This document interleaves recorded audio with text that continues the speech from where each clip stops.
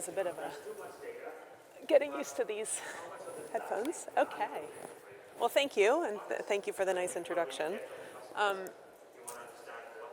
We're going to get this. Okay.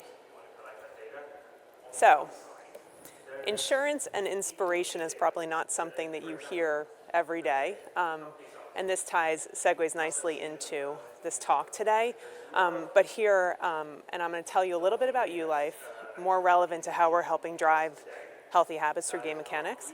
But really, when we look at how we're inspiring life and how we're inspiring people around the world, it's really looking at that from a financial, mental, physical, and social lens, and that's very much in line to how the World Health Organization defines well-being, and really how do you take insurance as a vehicle to infuse that and use tech to enable a whole new experience, which at the core of the secret sauce, I would say, is your game theory, which I'm going to get into today. So, what is happening? Some of this will not come to a surprise, some you might not have as much visibility to, but essentially 80% of chronic diseases are attributed to lifestyle. And so what that means is that the way you live your life every day and the small habits that you have every day can have a real impact on ultimately your future health, and really looking at that from more of the daily habits and how that is impacting the health of our society. So that's one challenge, and as you all know, like you've seen, in the news every day about the well-being crisis we're living in, the lifestyle crisis, and just very much we're looking at it on the lens of how can we help move that needle through those daily habits. The second point, in just this macro view, what's really interesting about insurance, one, it hasn't changed, and I think the talk after mine is talking about digitizing insurance, this 184-year-old industry.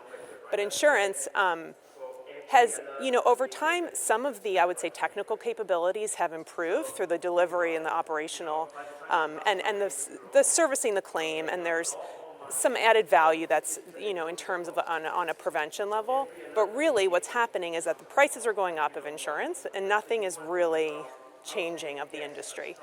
And so how do we look at that and how do we see that as an opportunity and how can tech really make an impact there? The other thing that's very interesting, so we play in the employee benefit space.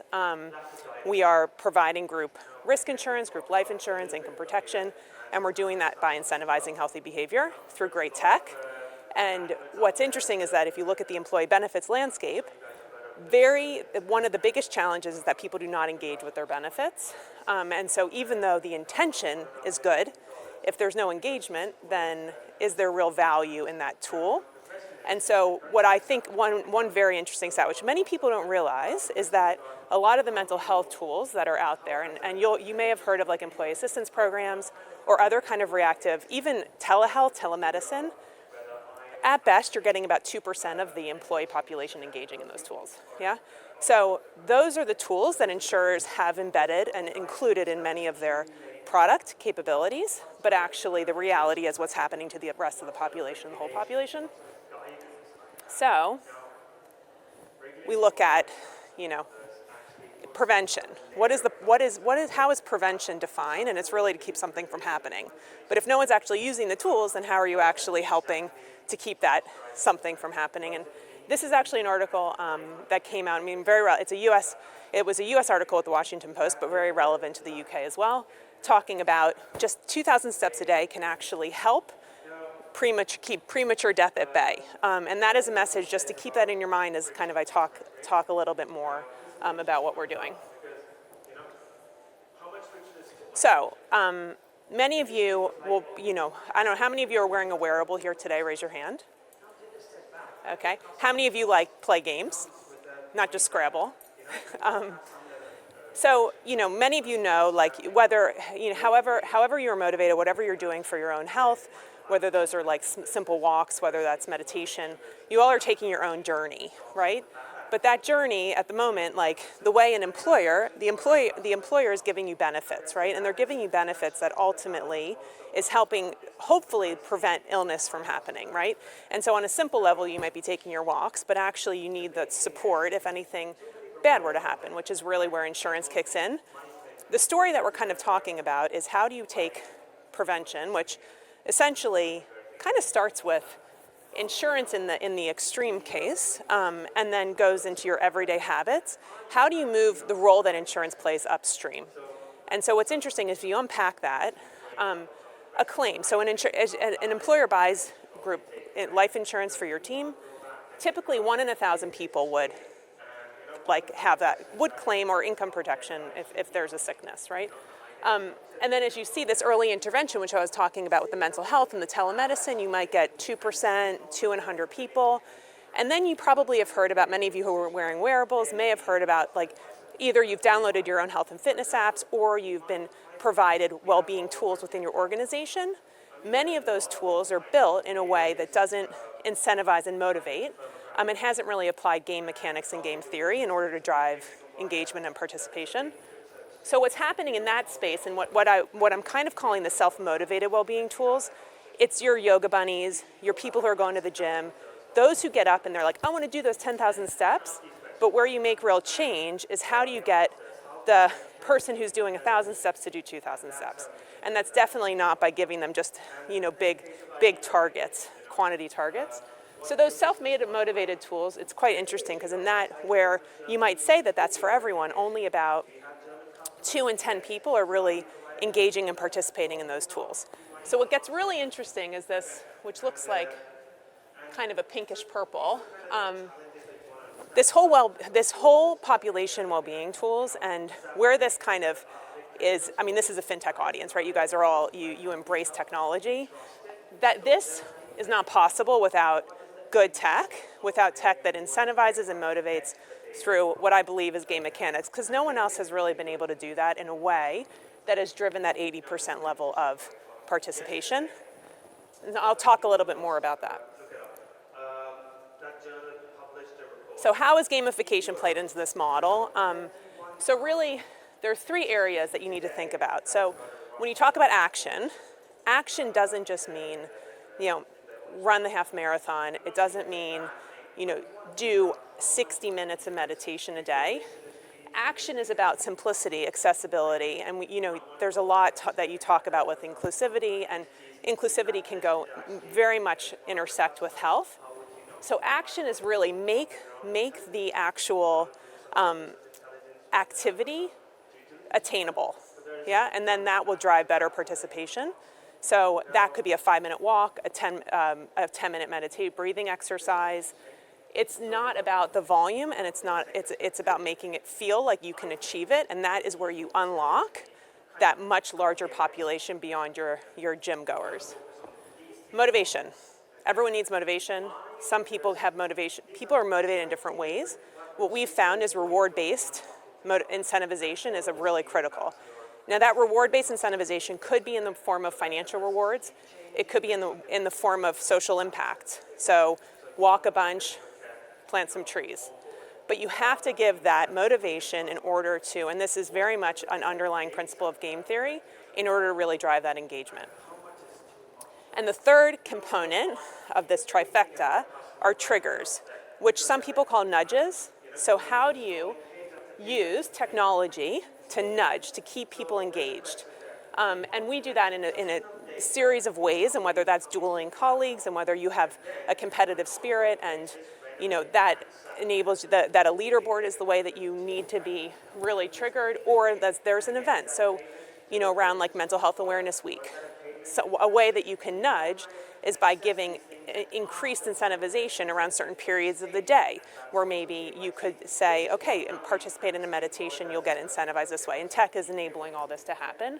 And obviously there's a huge power and community in that mechanism of nudging. I'm going to give you a little taster of just how this applies with YuLife. And as I kind of talked about earlier, we're sitting in this lens of building tech that engages individuals, in our case, employees, and gives them a real experience they value and love. But our route to market is via business. So the action, motivation, and trigger, when you talk about action, it's really about, for us, it's like what I love to talk about is co-op, and the story of how we've really enabled, a 60,000 colleague base, and one of the highest, most active cohorts within their population are the 45-year-old men within the logistics depots. Now, when we worked with their head of well-being, we were basically given the challenge. These are the hardest audience to captivate and capture. But because of you're in a warehouse and you're walking all day, and through the game mechanics, we're actually giving the logistics team UCoin passively, so they don't have to take a challenge, they don't have to go into the app, they're just earning these rewards.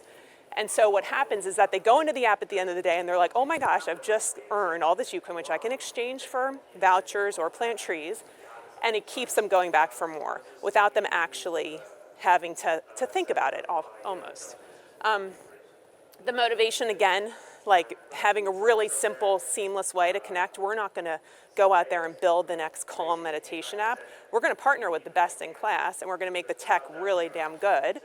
But actually, the reality is, as long as the actual experience integrates within your existing life and enables you to participate in the type of health activities that works for you, and you can then take that and convert that into for us, like, it's a whole myriad of rewards, but what's been really, I would say, very hot, especially off the back of a lot of the eco-anxiety and the byproduct of people really wanting to get back to the environment, we're allowing you to convert your rewards into planting trees, into donating meals to the Ukraine, into donating water for charity.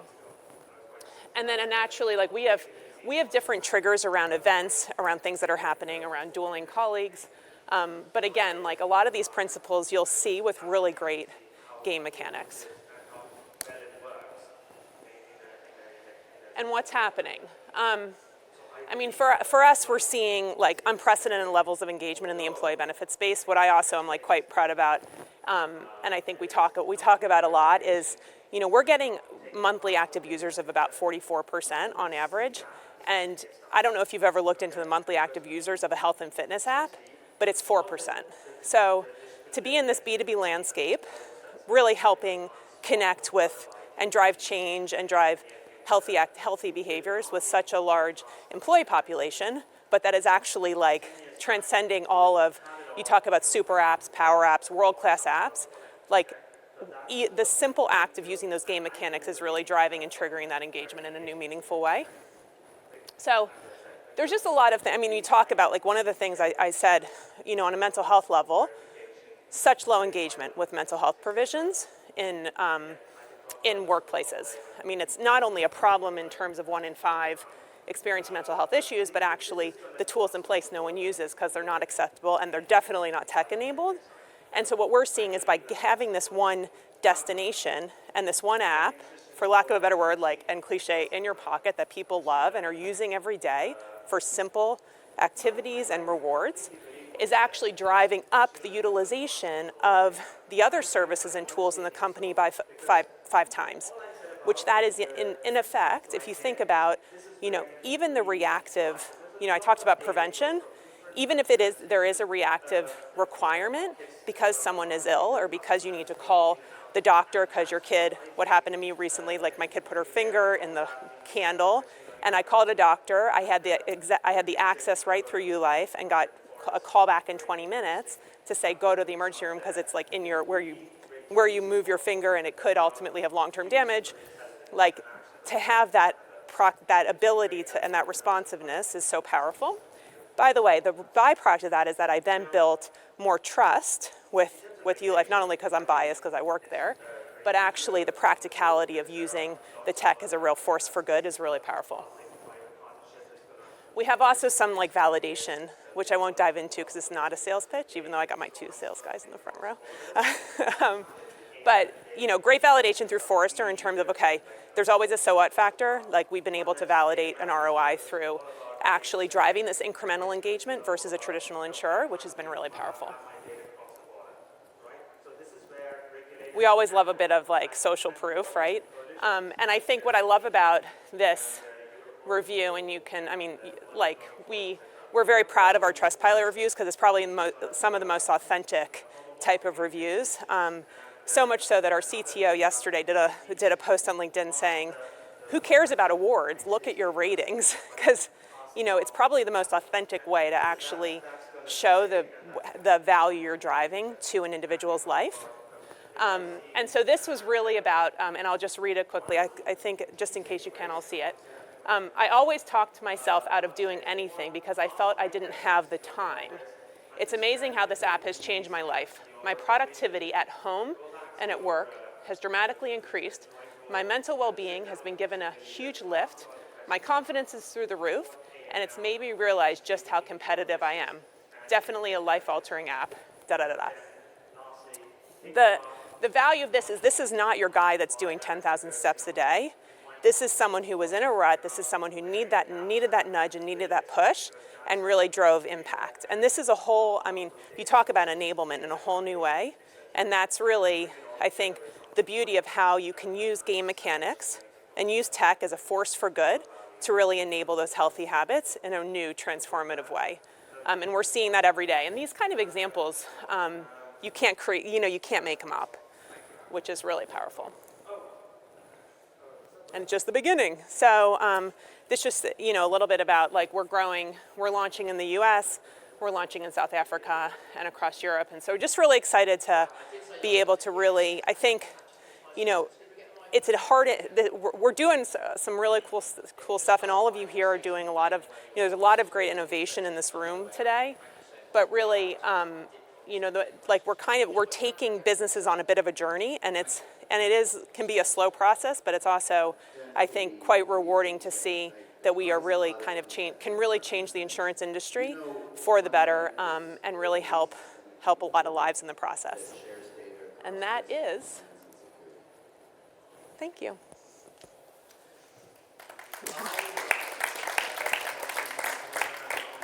Okay, before we go to any questions from the room or on the online audience, I have a question or two of my own, if I may. Yeah. One expression you used that jumped out at me there was integrating into existing life. So whether it's your tech or any kind of tech that is meant to have this kind of impact for you, how important is it that it isn't just a bolt-on, that it's integrated? So how important is it, and also how difficult is it to achieve that? Yeah, I think so when you build technology, which, we talk about being a shop front. So when you're the access point into, so bolt-ons typically are just on the side. They're not that entry point in. So for us, it's really about just good tech is integrating well. You guys know this, with anything. But actually it's building that, we're starting basically with your daily lifestyle, which means that you're not a reactive tool, which means that you are that everyday, you have that everyday interaction. So essentially you're that gateway into, ideally, all your benefits, all your tools. That just makes it easier for your life. So that's pretty critical, but that also comes as a byproduct of designing something, not just with the business, because basically the product was designed for a consumer in a business landscape. And I think that's really critical in us then being that gateway in. And the last question I'd ask before we go to the room is, I think everyone here will have worked for a company at some point where they'll proudly say, oh, we have all these staff benefits, and you look at it and it's for a cinema that's not in your town or city, or for shops that you would never use. But if, I suppose, you are going to the decision maker on something like this, and they'll say, well, we've already got some kind of reward scheme or some kind of tech, and they think, well, we've ticked that box. How does that conversation go when you say, okay, this is the key difference between that way of doing things and maybe re-looking at the tech we use to actually benefit our staff, rather than just saying, oh, look, here's a cinema you can't go to?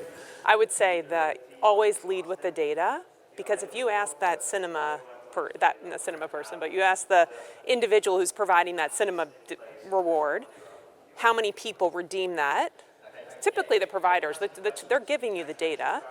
I bet you anything that, under 10 people out of 100 at best. So I think it's really about saying, okay, do you want to help your whole population, or do you want to provide niche tools? And that's really the differentiation. And we saw with some, one customer particularly, which I won't mention the name, but they had 25 health and well-being tools. Yeah, 25. And they basically did a whole review and saw, I think their best engagement was 15%. And that was and so it was really looking at how do we provide the tools that works for the whole population and not just like these sort of niche areas. Okay. We'll look to any questions from the room, if there is anyone. Okay, I think the first one went up at the back there. Hi there, it's Adam from The Idol. I was just wondering what your strategy is for driving long-term engagement with these kind of apps. I imagine whenever it's implemented at an organisation, you see a honeymoon period where it's fresh and new. So 6 months, a year down the line, how do you guys make that still feel interesting and drive that engagement from the users? Yeah, great question. I didn't have the time to get into the actual like journey and the experience through the app, but essentially we have a series of, the app it's a universe which has a series of challenges and worlds, and you progress levels. And as you progress more levels, you unlock more earning potential. And so that is essentially, our retention after a year is incredible. Like we get very like low dropout because you're constantly, so the nudges are done, the nudges are continual, but it's really it's a reward-based mechanic that you keep relevant, but it's also, there's different, if you see through the design, the actual UX within the app, it's not just, I'm gonna give you more money if you do this, but it's actually a fun experience to unlock the levels. You see that you're earning more and it progresses through time. So that's a real mechanic that we have in place. Okay, there were several hands that went up. I'll try to get around all of them. I think the next one was over there, and then I think the next one was just over there. Hi, Elliot from Genesis Technologies. Thank you very much for the presentation. It was great. I just wanted to, you mentioned kind of wearables and bringing data in from other sources. And so I just wanted to dig into that a little bit more in terms of, so I have a Samsung watch that kind of tracks my steps. I also use Strava for kind of running, cycling, stuff like that. So are you using sources like that to feed into YuLife? You're connecting to those as part of like an ecosystem to bring all that data in one place? Is that how it works? It's integrating together, and then so when you download YuLife, you have 30 days prior syncs, and then you start kind of, so it's all based on the integration of like Apple Health, Garmin. I mean, my Garmin syncs automatically every day, so that's how we're feeding in that data. Obviously, always anonymized. I mean, this is like we're following all the compliance and regulatory requirements, so everything's anonymized. There's data we need to hold as an insurer throughout the policy of that insurance, but it's very simple and very seamless from that regard. Okay. Thank you. Thank you. I think the next question was over here. I think just here in the blue shirt, and then we'll go to the far side.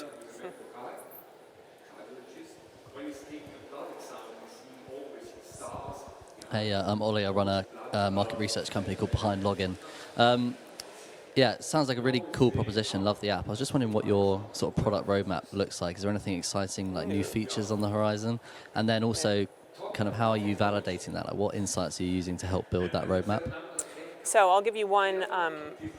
I'll give you two. Well, I'll give you one in the now, and then I'll give you I won't reveal too many secrets. But so we've just launched Group Dental, and that's off the back of in-app surveys to our entire basically community who have requested 50% wanted dental insurance. It's a really underserved market. So when you talk about, I don't know how familiar everyone is with the group insurance market, but it's basically kind of democratizing insurance. It's enabling a business to take the whole population and then ultimately give that value of that sort of duty of care. So I would say at our entry point, if I talk about what party are we entering, we're not entering the app party.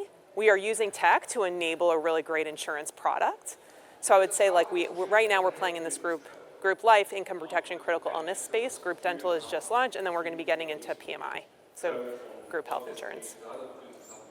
Okay. And then there's obviously there's a lot more where the other thing that gets exciting is actually additional well-being tools through a marketplace that we're building as well that you'll be able to ignite for a business. Okay, I think the last question we had was just on the far side. Hi. Oh, God, yeah, that is weird. Hi, my name is Louis. I'm from Yeezy. So I had a question. It's kind of the cross-section between gamification and your point on the power of community. So what I was wondering is, in terms of, is the rewards, is it based on an individual, or is the aspect of teams or within the company? Because my concern is you've got yourself motivated, the 1 to 2, and then the 8 to 10. would they be off-put by the fact that all the self-motor people are already smashing their 10,000 steps a day? I wanted to know, how do you manage that sort of, or what do you incorporate from a broader community perspective? So the leaderboard, which we have, is an opt-in. So, and it has no bearing on your earning power. When I say earning power, how you are rewarded. So the reward mechanic is all on a personal level based on where you are in your own health journey. The leaderboard is more like it's for the competitive folks who are like, I like to see. And then you can design your own, what we call emoji, which is your avatar equivalent, and then you see yourself there.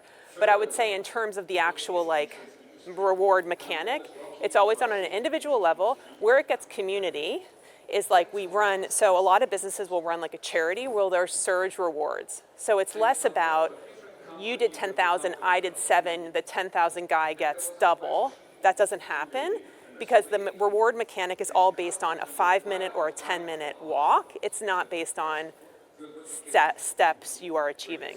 And that's a real differentiator of creating a real inclusive program. Good answer. Okay, thank you everyone for all of your questions. Lauren, thank you so much for the presentation. A round of applause for Lauren, please.